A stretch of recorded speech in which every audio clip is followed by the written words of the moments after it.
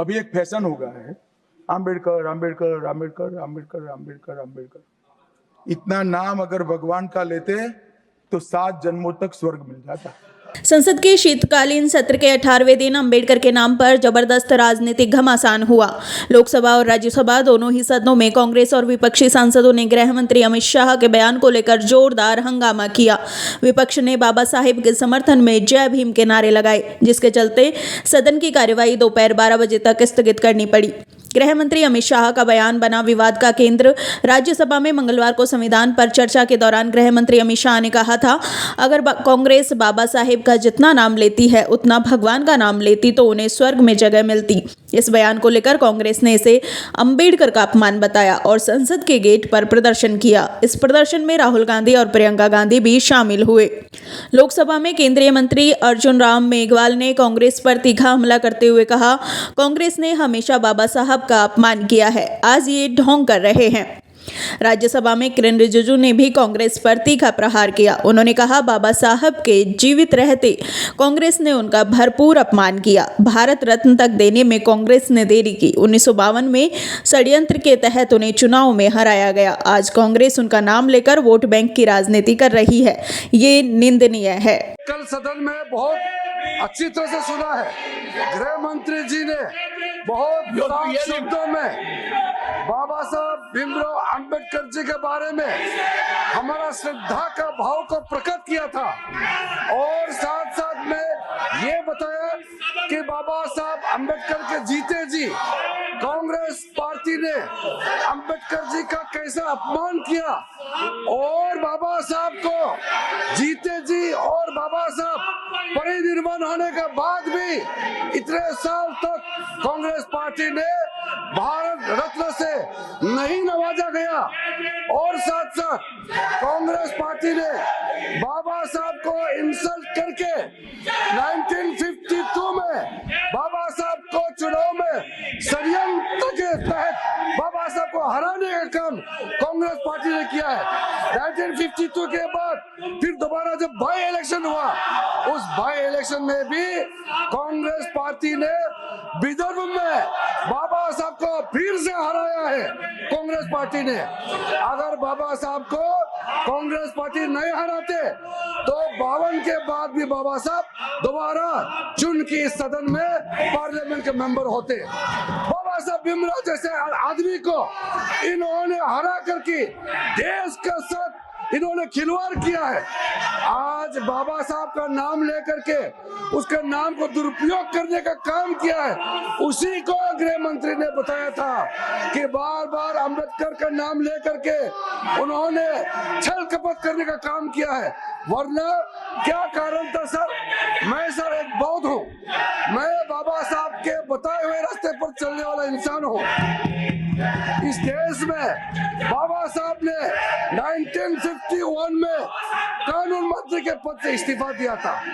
71 साल बाद प्रधानमंत्री मोदी जी ने एक दूसरा बौद्ध को कानून मंत्री बनाया है।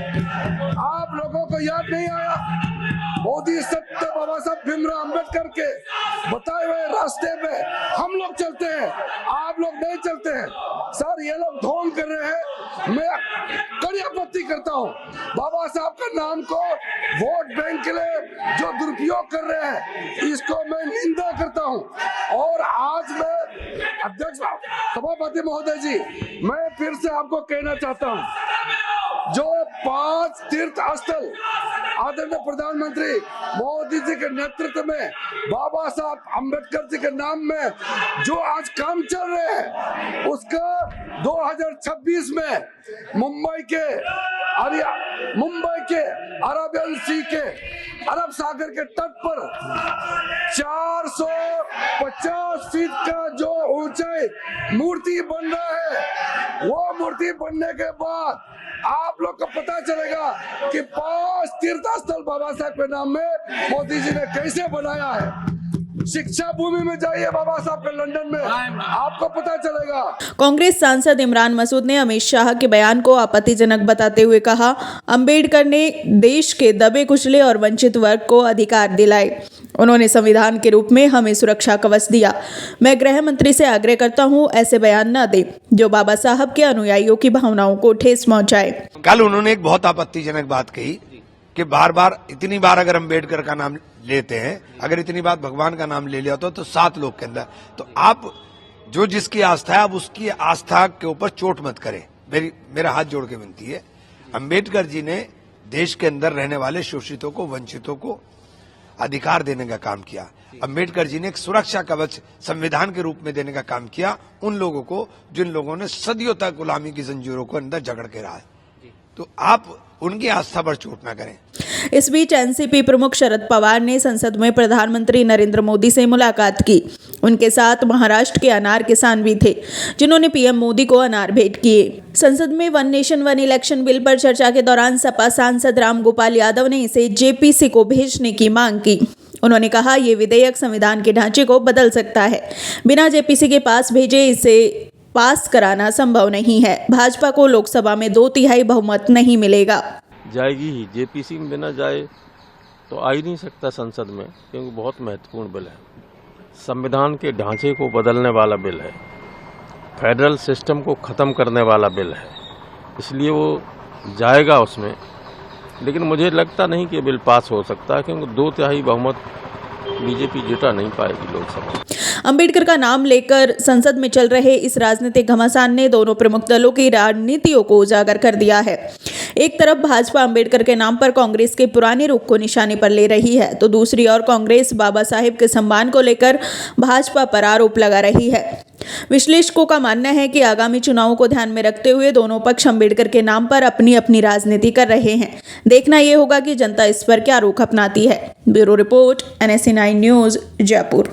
नहीं, बयान, आप पूरा बयान सुनिए ना।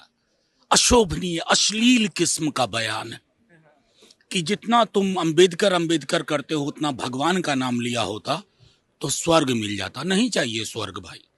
इस धरती को स्वर्ग बनाएंगे, समता मूलक समाज की स्थापना हो, ये अंबेडकर साहब की सोच थी। लेकिन उस सोच से मीलों दूर है।